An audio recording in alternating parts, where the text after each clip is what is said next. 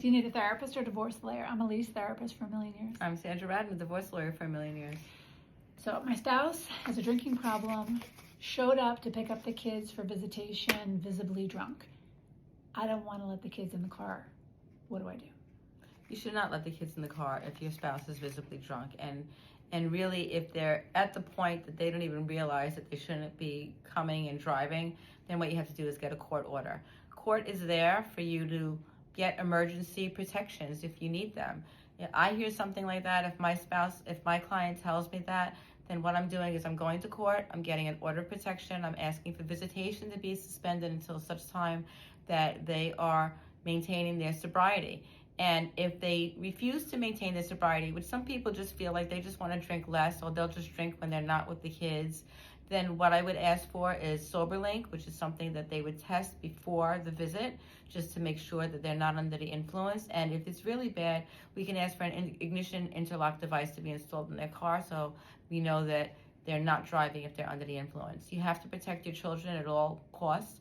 And if that happens, you have to speak to an attorney to seek the remedies that are available to you in court. That's what court is there for. Even if it feels like you're going against, like the person who shows up drunk says, it's my day, you're withholding my kids from me, you are violating our agreement. That's what they will say, but you have to just be able to stand strong, call your lawyer immediately, and get that emergency motion into the court. Because what will happen is the court will do alcohol tests on them.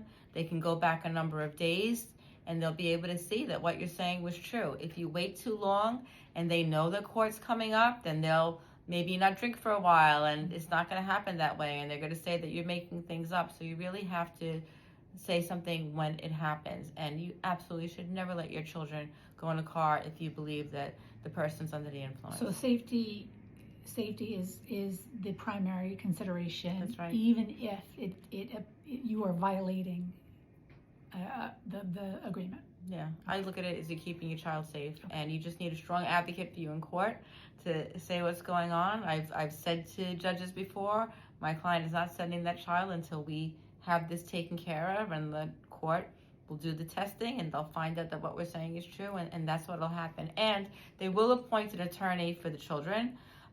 If you don't have one already, if you're not in a court case, and that attorney will speak to the children to find out what's going on and verify what's happening. And the children invariably will say that I'm scared to be with mom or dad when they're like this.